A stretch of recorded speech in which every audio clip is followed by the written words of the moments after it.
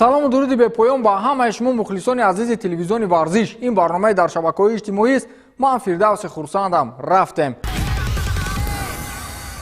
усмон дембелеро ба қавле кору бурҳояш безеб аст. медонед барои чӣ? барои ин ки ӯ интизоми кориро вайрон мекунад. агар ёдатон бошад, барои дер омадан ба тамрин як замон дембелеро муҷозот карда буданд, вале ин бозингари фаронсавӣ мисле ки иваз нашуд. дирӯз дар ин маврид хабари нав нашр гардид ки гӯё директори варзишии дастаи каталонӣ Эрик Абидал бо агенти ин футболбоз дар ин хусус суҳбат дошт. каталониҳо аз болои ӯ шикоят бурданд ки усмон дембеле анқариб ҳар рӯз ба тамрин дер мекунад. ҳатто рӯзи бозӣ бо дастаи Интер дар Лигаи Чемпионҳо 25 дақиқа дер карда буд. аз ин хотир Эрик Абидал огоҳ сохтааст ки агар дембеле ба кор ҷиддӣ муносибат накунад, пас ӯро аз даста меронанд.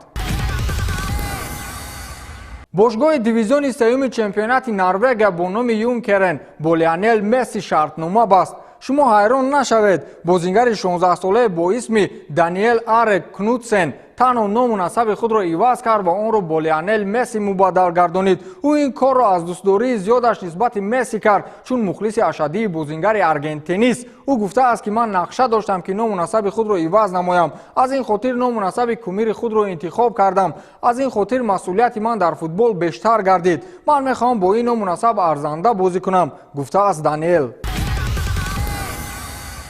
Майк Тайсон пуштии Конор Макгрегорро гирифт. ин дар ҳолест ки чанд вақт мешавад дар тамоми шабакаҳои интернетӣ навори ба мӯйсафеде дар афтодани Конор чарх мезанад. аз ин хотир Конор мехоҳад аз ин даргириҳо соф берун барояд. чанд рӯз пеш худи Конор дар ин маврид бо рӯзноманигорон суҳбат дошт ва гуфт ки дар ин маврид чӣ қадар сухане ки нагӯем кам аст. муҳим нест ки кор аз куҷо сар шуд ва ман ӯро барои чӣ задам, чун дар ҳар ҳолат ман ҳақ набудам. воқеан ман бояд ба истироҳати ӯ халал ворид намесохтам. ҳамчун варзишгар, ҳамчун падар, ҳамчун чемпион ин кор зеби ман набуд ва бояд ман гуноҳамро бишӯям, гуфтааст Конор Макгрегори ирландӣ. ин суханони ӯро кам нестанд нафароне ки дастгирӣ мекунанд. инак барои дастгирии ӯ Майк Тайсони дастон садо баланд кард ва дар як навор гуфт ки Конор аз ман медонистагӣ шахси пурмасъул ва тарбиятдида аст. аз ин хотир ба ӯ шонси боварӣ диҳед. ӯ ҳатман гуноҳашро мешӯяд, гуфтааст Майк Тайсон. пеш аз ин рақиби асосии ӯ Ҳабиб Нурмуҳаммадов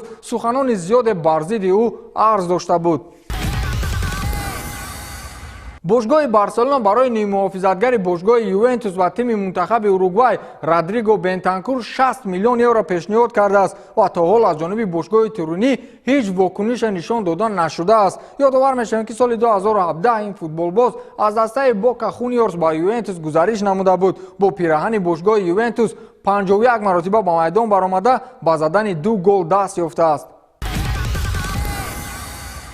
ниммуҳофизатгари бошгоҳи Бавария Ренато Санчеш мавсими ояндаро дар бошгоҳи Лили Фаронса баргузор мекунад. дар ин бора маҷаллаи Эл Экупек хабар медиҳад. худи Санчеш низ аз тарк намудани дастаи мюнхенӣ розӣ аст, чаро ки вақтҳои охир ба ӯ аз тарафи ситоди мураббиёни Бавария кам мароғ зоҳир карда мешавад. айни замон гуфтушунид миёни Бавария ва Лил дар бобати Ренато идома дорад. дар дастаи фаронсавӣ боварӣ доранд ки ин гузариш то рӯзи якшанбе ба нуқтаи ниҳоӣ мерасад.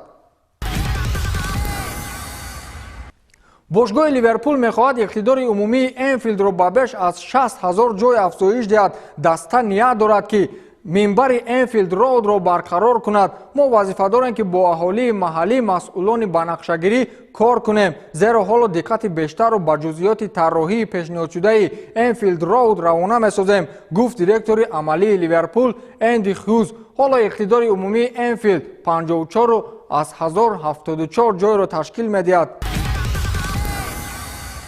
ба ҳамин тамом, то дидори навбатӣ, хайр.